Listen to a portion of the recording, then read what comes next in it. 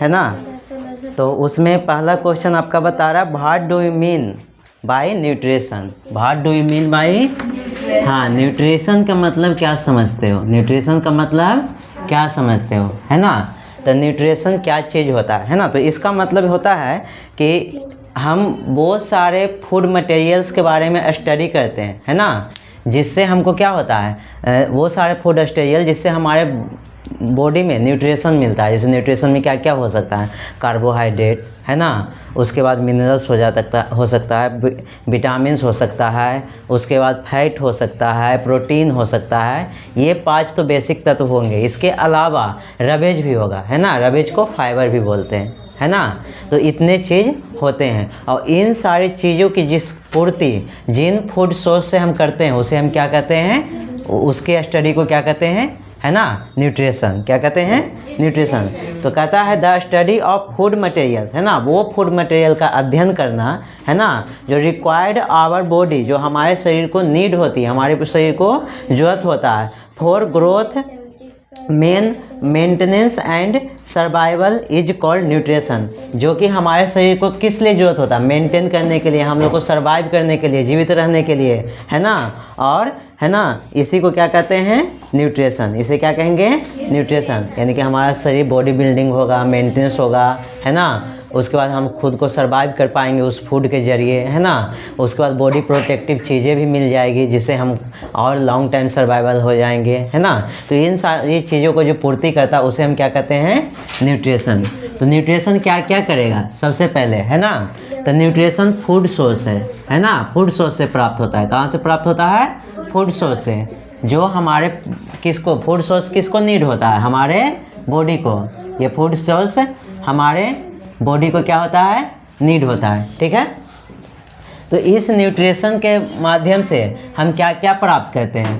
तो सबसे पहले हम प्राप्त करेंगे क्या, कार्बोहाइड्रेट। क्या लेते हैं, कार्बोहाइड्रेट। हम ज़्यादातर एनर्जी हमको क्या चीज़ का यूज करते हैं, कार्बोहाइड्रेट का एनर्जी, है ना। ज़्यादातर एनर्जी प्राप्त होता है फैट से, है ना, लेकिन हम यूज ज़्यादातर किसका करते हैं, कार्बोहाइड्रेट का। उसके बाद आता है फैट। क्या होता है, फैट। अगर हम जैसे कि कोई फास्टिंग पे रहा, ठीक है, क्या चीज़ पे रहा, फास्टिंग पे, तो फास्टिंग पे रहेगा तो कार्बोहाइड्रेट तो लिया नहीं ना लिया, तो उसके शरीर में अगर स्टोर्ड है तो वो यूज होगा, और नहीं तो कार्बोहाइड्रेट्स नहीं है तो उसका यूज क्या चीज़, फैट से होगा, है ना। उसको शरीर में एनर्जी क्या चीज़ से प्राप्त होगा, फैट से। फैट भी नहीं रहेगा तो क्या चीज़ से प्राप्त होगा, प्रोटीन से।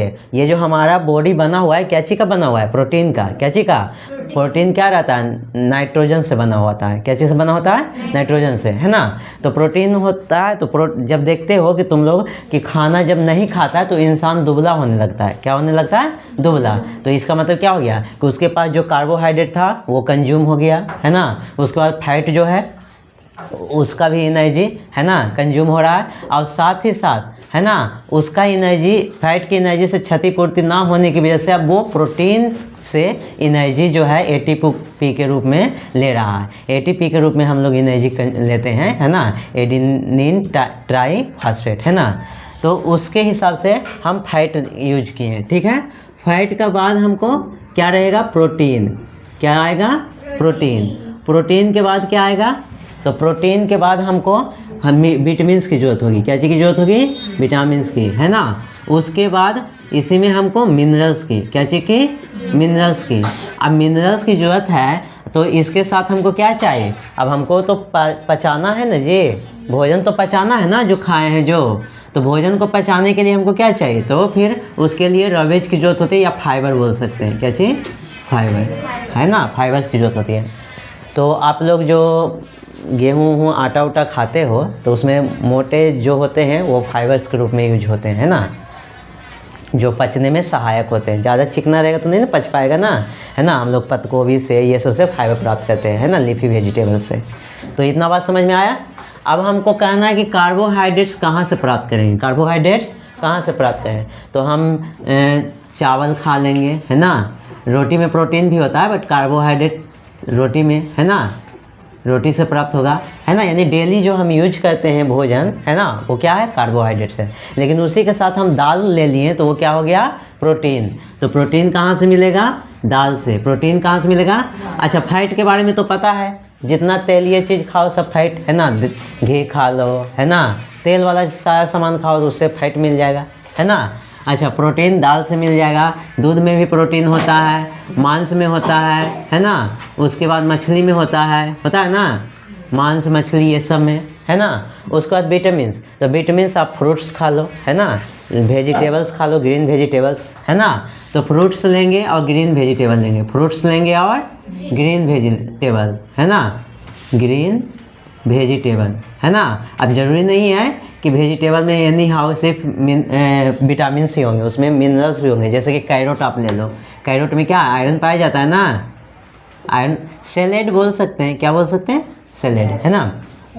कैरोट हो गया, बीट हो गया, है ना, चुकंदर, ये सब से हमको क्या मिल जाएगा। तो अगर सबका सोर्स पूछेगा तो बता दोगे ना।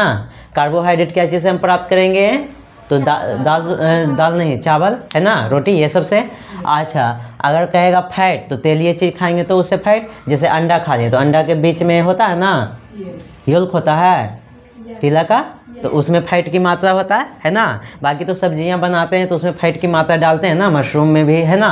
उसके बाद मशरूम में बहुत ज़्यादा प्रोटीन होता है ना, तो मशरूम भी लिख ले सकते हो, है ना। मशरूम में प्रोटीन होता है, स्प्राउट्स से मूंग खाओगे उसमें प्रोटीन होता है ना। तो ये सब मतलब जो जितना दलहन है ना, सब में ज़्यादातर क्या होता है, प्रोटीन होता है। क्या होता है, प्रोटीन, ठीक है। उसके बाद विटामिन्स, तो विटामिन्स के लिए क्या खाओगे, फ्रूट्स खाओगे, ग्रीन वेजिटेबल्स एंड फ्रूट्स, है ना।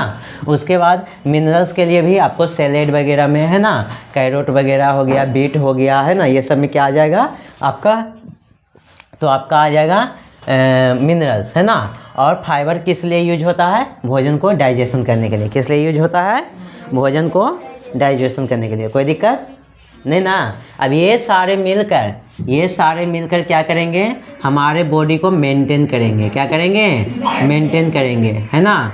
उसके बाद हमें एनर्जी देंगे। क्या देंगे, एनर्जी देंगे ना। हमारे बॉडी को मेंटेन करेंगे, एनर्जी देंगे, है ना। ये सब क्या करेगा, विटामिन्स है, तो वो विटामिन्स क्या करेगा, विटामिन्स हमको क्या करेगा, ये बॉडी प्रोटेक्टिव फूड हो जाता है। क्या हो जाता है, बॉडी प्रोटेक्टिव फूड, यानी कि हमारे शरीर को रोगों से लड़ने की क्षमता प्रदान करेगा। रोगों से लड़ने की क्या करेगा, क्षमता प्रदान करेगा, है ना। इस तरह से अब ये सारे चीज़ मिलकर, है ना, हमको क्या हो गया, ये हमारा न्यूट्रिशन हो गया। क्या हो गया, न्यूट्रिशन, है ना।